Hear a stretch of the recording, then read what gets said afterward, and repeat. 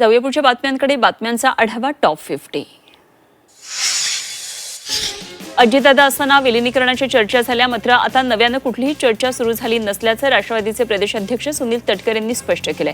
पवारांच्या राष्ट्रवादीकडूनच या चर्चांना पूर्णविराम देण्यात आल्याचं त्यांनी स्पष्ट केलंय.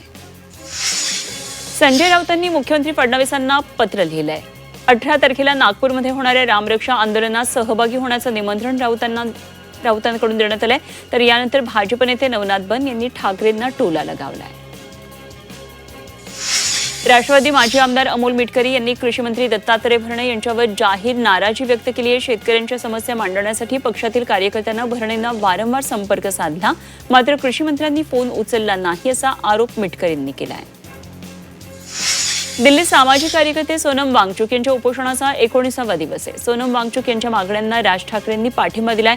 वांगचुक यांच्या मागण्यांमध्ये वावगं काहीच नाहीये. मंत्र्याला हाकला, परीक्षा पारदर्शक घ्या, हीच तर मागणी आहे. भाजपला सध्या कोणी प्रश्न विचारू नये असा माज आहे. लाखो विद्यार्थ्यांच्या आयुष्याची वाट लागली असं राज ठाकरे यांनी म्हटलंय.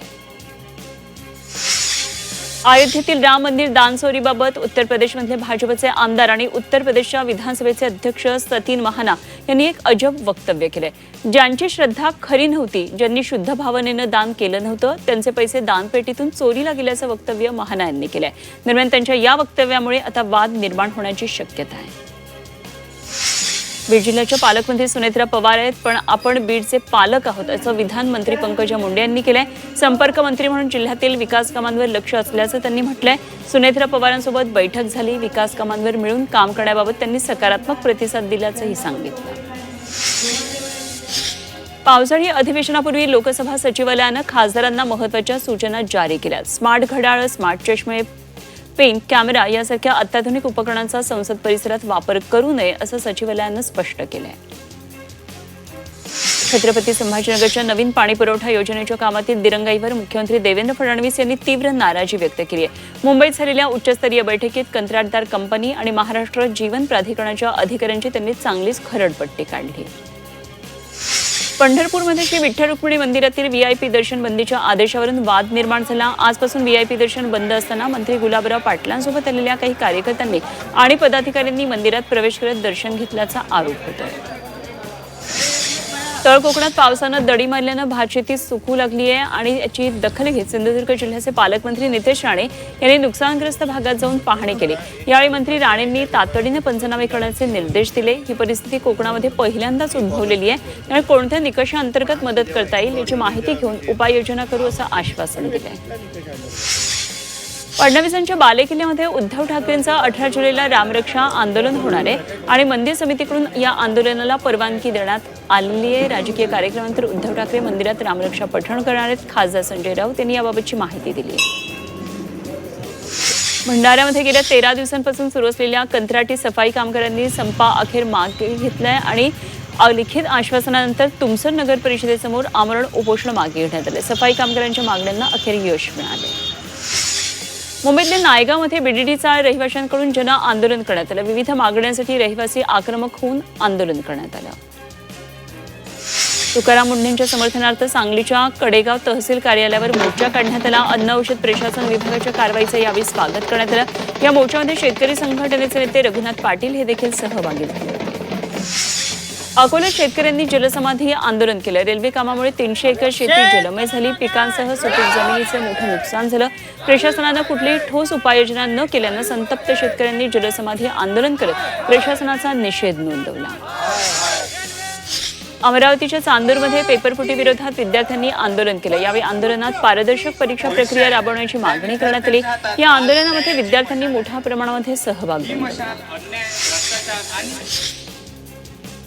इंदूरला देशातलं सर्वात स्वच्छ शहराचा मान मिळू शकतो, तर मुंबईला तो का मिळू शकत नाही असा सवाल करत मुंबई उच्च न्यायालयानं मुंबई महापालिकेला रस्ते कचरामुक्त ठेवण्यासाठी प्रभावी उपाययोजना करण्याचे निर्देश दिलेत. भंडारा जिल्ह्यातल्या तुमसर नगर परिषदेत स्वीकृत सदस्यांची निवड करण्यात आली होती, परंतु स्वीकृत सदस्यांच्या निवड प्रक्रियेच्या प्रकरणात न्यायालयानं प्रमोद तितरमारे, राष्ट्रीय काँग्रेस यांची निवड वैध असून 2 स्वीकृत सदस्यांची निवड करण्याचे आदेश दिलेले आहेत. राजस्थानचा कापड प्रक्रिया केंद्र प्रदूषणाच्या कचाट्यात सापडले. उच्च न्यायालयानं या केंद्रावर कारवाईचे निर्देश दिलेत. मालेगाव शहरातल्या तब्बल 1 लाखापेक्षा जास्त पॉपलिन यंत्रमाग कारखाने आजपासून 1 आठवड्यासाठी बंद राहणार आहेत. आपल्या देशामध्ये थुंकणं हा एक राष्ट्रीय छंद बनलाय असं सुनावताना न्यायालयानं या समस्येबाबत यावेळी चिंता व्यक्त केली आहे. रस्त्यांवर, पदपथांवर आणि सार्वजनिक ठिकाणी कचरा टाकण्याबाबत वॉर्ड अधिकाऱ्यांची जबाबदारी निश्चित करून त्यांच्यावर कठोर कारवाई करण्याचे आदेश कोर्टानं दिलेत.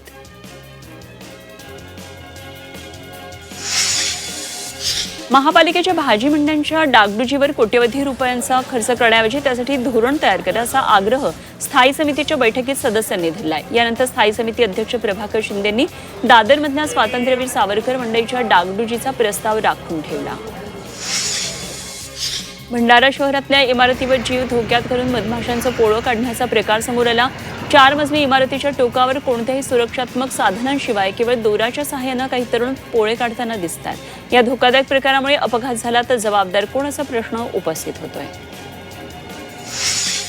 विठुरायाच्या दर्शनासाठी राज्यभरातून लाखो भाविक पंढरीची वाट चालू लागलेत. पंढरी देखील आता हजारो भाविकांच्या उपस्थितीनं फुलून गेली आहे. आषाढीसाठी येणारे लाखो भाविकांना देवाचं दर्शन घेता यावं यासाठी आज देवाचा चांदीचा पलंग काढून दर्शनासाठी मंदिर आता 24 तास खुलं करण्यात आलं आहे.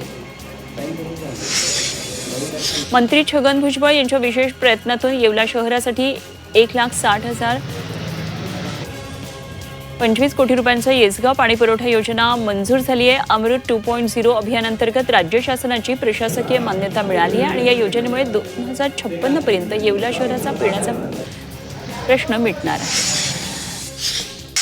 वाढत्या डिझेल दराचा आणि वाढलेल्या परिचालन खर्चाचा दाखला देत एसटीनं सध्या लागू असलेली 10% हंगामी भाडेवाढ झाली आहे आणि भाडेवाढ 31 जुलै 2026 पर्यंत कायम ठेवण्याचा निर्णय घेण्यात आलाय. त्यामुळे 15 जुलैला संपणारी ही भाडेवाढ आणखी 16 दिवस कायम राहणार आहे. घरांच्या किमतीमध्ये गेल्या वर्षभरात 28% वाढ झाली. विशेष म्हणजे या वाढीमध्ये नोएडानं मुंबई आणि दिल्लीसारख्या पारंपरिक रिअल इस्टेट बाजारांना मागे टाकत अव्वल स्थान पटकावलं आहे. राज्यातल्या सातत्यानं होत असलेल्या कारवायांमुळे अन्न व औषध सुरक्षेबाबत नागरिकांमध्ये जनजागृती झाली. एफडीएनं AI आधारित ऑनलाईन तक्रार नोंदणीचं अत्याधुनिक व्यासपीठ विकसित केले. संकेतस्थळाद्वारे नियमांच्या उल्लंघनाबाबत तक्रार नोंदवता येईल. ही तक्रार मराठी, हिंदी किंवा इंग्रजी या भाषांमध्ये करता येईल. पुणे जिल्ह्यातल्या ज्ञात अज्ञात पर्यटन स्थळांची माहिती पाठवण्याचे आदेश देण्यात आले. तसं आवाहन पर्यटन संचालनालयाच्या प्रादेशिक उपसंचालक कार्यालयानं केले. या पर्यटनाला अधिक चालना मिळावी या हेतूनं हा उपक्रम सुरू आहे. राज्यातल्या 11वीच्या प्रवेशासाठी केंद्रीय ऑनलाईन प्रवेश प्रक्रियेअंतर्गत शिक्षण संचालनालयानं सुधारित वेळापत्रक जाहीर केलं. नव्या वेळापत्रकानुसार आजपासून विद्यार्थ्यांना नव्यानं नोंदणी करता येणार आहे. पुण्यातल्या आर्म फोर्सेस मेडिकल कॉलेज इथं 60व्या बॅचचा कमिशनिंग समारंभ पार पडला. यावेळी 141 वैद्यकीय पदवीधरांची सशस्त्र दल वैद्यकीय सेवेत नियुक्ती करण्यात आली. 112 जण भारतीय सैन्यात, 12 नौदलात, 17 हवाई दलात दाखल झाले. मुंबईतील रस्त्यांवरील खड्डे, मास्टिक, अस्फाल्टनं बुजवण्यासाठी 13 कोटींच्या कंत्राट कामांना पालिकेच्या स्थायी समितीनं मंजुरी दिली. मात्र मंजुरीपूर्वी झालेल्या चर्चेत खड्डे दुरुस्तीच्या कामांचा दर्जा, कंत्राटदारांची जबाबदारी आणि निधीच्या वापरावर सदस्यांनी प्रशासनाला चांगलंच धारेवर धरलं. पुणे ग्रँड टूर आंतरराष्ट्रीय सायकल स्पर्धेच्या पार्श्वभूमीवर शहरातल्या 130 किलोमीटर रस्त्यांचं पुनर्डांबरीकरण आणि दुरुस्ती करण्यात येणार आहे. या कामासाठी 137 कोटी रुपयांच्या खर्चाला महापालिकेच्या पूर्व गणना समितीनं मंजुरी दिली आहे. छत्रपती संभाजीनगर शहरातल्या गुंठेवारीधारकांना मनपानं दिलासा दिला. भूखंड नियमितकरणाच्या विकास आकारामध्ये सवलत जाहीर करण्यात आली. 15 जुलै ते 15 सप्टेंबर दरम्यान अर्ज केला तर विकास आकारामध्ये 50% सवलत मिळणार आहे. मध्य रेल्वेच्या मस्जिद सँडहर्ट्स रोड स्थानकादरम्यान स्लीपर नूतनीकरणाचं काम हाती घेण्यात येणार आहे. यासाठी बुधवारी मध्यरात्रीपासून हे काम सुरू झालेलं आहे. शनिवारी मध्यरात्रीपर्यंत हार्बर मार्गावर विशेष ट्रॅफिक आणि पॉवर ब्लॉक घेण्यात येणार आहे. पुण्याला जाणाऱ्या प्रवाशांसाठी आनंदाची बातमी आहे. 8 दिवसानंतर डेक्कन क्वीन आणि इंटरसिटी एक्सप्रेस आजपासून पुन्हा सुरू झाली आहे. लोणावळा कर्जत घाट विभागात 6 जुलैला झालेल्या अतिवृष्टीमुळे अनेक ठिकाणी दरडी कोसळल्या होत्या. 3ही रेल्वे मार्गिका ठप्प झाल्या होत्या. त्यानंतर आता 8 दिवसांनी दुसरी मार्गिका सुरू करण्यात आली आहे. राज्यात काजूचं अधिक उत्पादन रत्नागिरी आणि सिंधुदुर्ग जिल्ह्यात होत असताना पहिली काजू बाजारपेठ, निर्यात आणि प्रक्रिया केंद्राचा मान हा कोल्हापूरला मिळणार आहे. चंदगड जवळच्या हलकर्णी MIDC मध्ये महाराष्ट्र राज्य काजू परिषदेला 36 एकराचा भूखंड मिळण्याचा मार्ग मोकळा झालाय. अकोल्यामध्ये पावसानं दडी मारली आहे. दुबार तिबार पेरणीचे शेतकरी संकटात आलेले आहेत. तर उगवलेल्या पिकांची वाढ खुंटली आहे आणि जमिनीतला ओलावा सुद्धा झपाट्यानं कमी होत चाललाय. शासनानं तातडीची आर्थिक मदत जाहीर करावी अशी मागणी शेतकरी करतात. विदर्भात पावसानं पाठ फिरवली आहे. शेतकऱ्यांनी धानाची लागवड केली आहे. धानाला आता अंकुर सुद्धा आलेत, मात्र अपेक्षित पाऊसच झाला नाही. त्यामुळे धान वाचवण्यासाठी आता टँकरनं पाणी पुरवठा सुरू आहे. धानाचे परे वाचवण्यासाठी शेतकऱ्यांचे प्रयत्न सुरू आहेत. वाशीमध्ये पावसानं उघडीप दिली. खरीप पिकं संकटात सापडली आहेत. पावसाअभावी अनेक ठिकाणी पिकं सुकू लागली आहेत. कृषी विभागानं शेतकऱ्यांच्या बांधावर जाऊन पीक पाहणी सुरू केली. रोग आणि अळीचा प्रादुर्भाव रोखण्यासाठी कोणती काळजी घ्यावी याबाबत कृषी अधिकारी शेतकऱ्यांना प्रत्यक्ष मार्गदर्शन करतात. अतिवृष्टीमध्ये नुकसान झालेल्या शेतकऱ्यांना रायगड जिल्हा परिषदेनं मदतीचा हात पुढे केलाय. भाताच्या रोपवाटिका कुजल्यात, त्यामुळे दुबार पेरणीची आता वेळ आली आणि अशा शेतकऱ्यांना 75% अनुदानावर भाताचं बियाणं उपलब्ध करून दिलं. पावसाची वाट पाहणाऱ्या बळीराजासाठी दिलासा देणारी बातमी. मोठा खंड दिल्यानंतर राज्यातील विविध भागात पुन्हा पावसाला सुरुवात झाली आहे. घाटमाथ्यावर पावसाचा येलो अलर्ट देण्यात आलाय. मुंबईसह राज्यात हलक्या ते मध्यम पावसाचा अंदाज वर्तवण्यात आलाय. अनेक भागात विजांच्या कडकडाटासह पावसाची शक्यता वर्तवण्यात आली आहे.